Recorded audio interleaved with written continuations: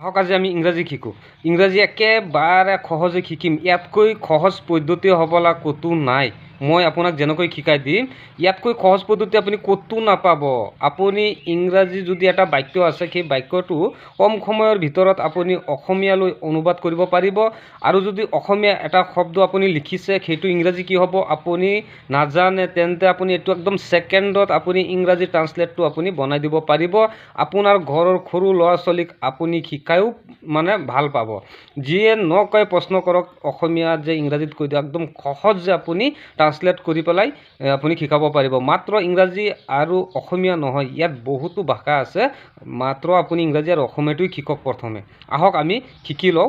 আপোনালোকে ভিডিঅ'টো স্কিপ কৰি নাচাব।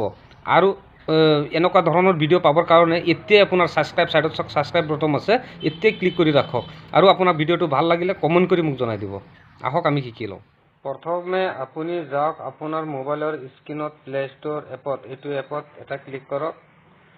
ইয়াত ক্লিক কৰাৰ পিছত আপুনি ইয়াত চাৰ্চ আছে, এই তলত চাৰ্চ বটনত টেপ দি পেলাই ইয়াত লিখক Google translate, GOOGLE, Google translate. এইটো চাওক, গুগল ট্ৰান্সলেট আহিছোঁ, এইটো আপুনি এটা টেপ কৰক।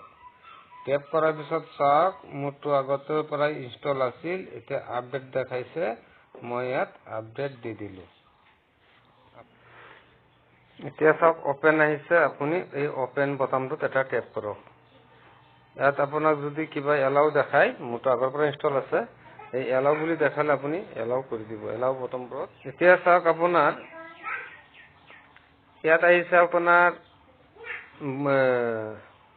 এপটো আপোনাৰ অপেন হৈ গৈছে। এতিয়া চাওক, আপুনি যদি অসমীয়াত লিখি পেলাই ইংৰাজী জানিব বিচাৰে, তেতিয়াহ'লে আপুনি প্ৰথমে এই বটমটোত এটা টেপ কৰক। ইয়াত আপোনাৰ ইংলিছ হৈ আছে, এই বটমটোত আপুনি এনেকুৱা টেপ কৰক।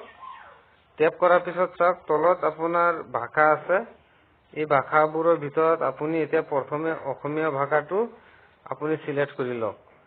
আপুনি ইয়াত অসমীয়া ভাষাটো মোৰ আগৰ পৰা চিলেক্ট আছে, মই বেক গৈছোঁ। আপুনি হিন্দীও চিলেক্ট কৰিব পাৰে, হিন্দী যদি লিখি পেলাই অসমীয়াত জানিব বিচাৰে সেইটোও হ'ব।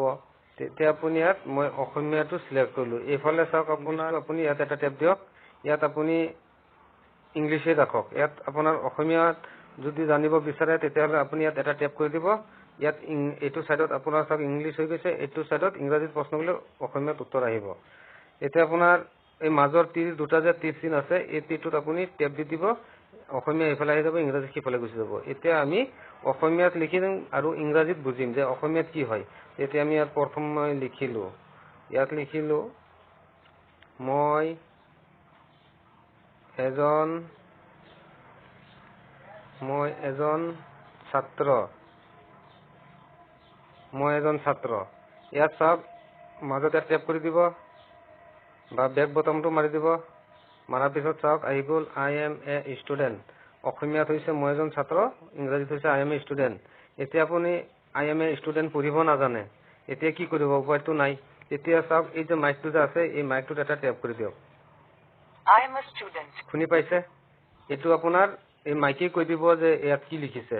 তাৰপিছত আপুনি পুনৰ বেক আহক, আহি পেলাই মই আৰু এটা অসমীয়া শব্দ লিখি আছোঁ যে ইংৰাজীত কি হ'ব। এইটো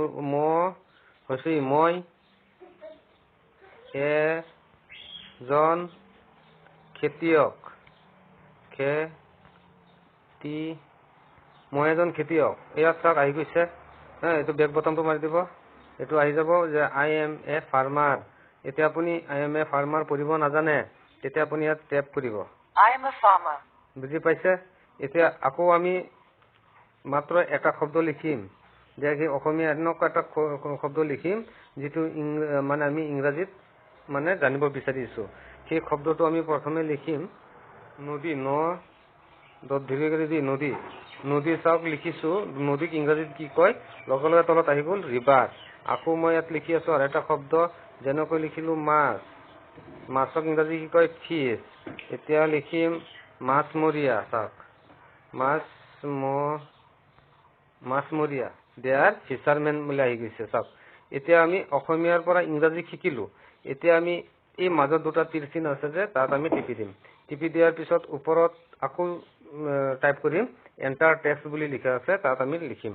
কি লিখিম এতিয়া মাজত টেপ দিয়া মাত্ৰ ইংৰাজীটো চাওক এইফালে আহিছে, অসমীয়াটো এইফালে গুচি গৈছে। এতিয়া আমি ইংৰাজীত লিখিব লাগিব। যেনেকৈ মই ইংৰাজীত জানো কিন্তু অসমীয়াত নাজানো। ইংৰাজী এটা শব্দ এটা কওক, যেনেকৈ হৈছে কি নলেজ, KNOWLEDG, এইটো চাওক নলেজ। নলেজক অসমীয়াত কি কয়? জ্ঞান। চাইছেনে? আহি গৈছে। ইয়াৰ পিছত লিখক যে ইয়াত ধৰক কিতাপত লিখা আছে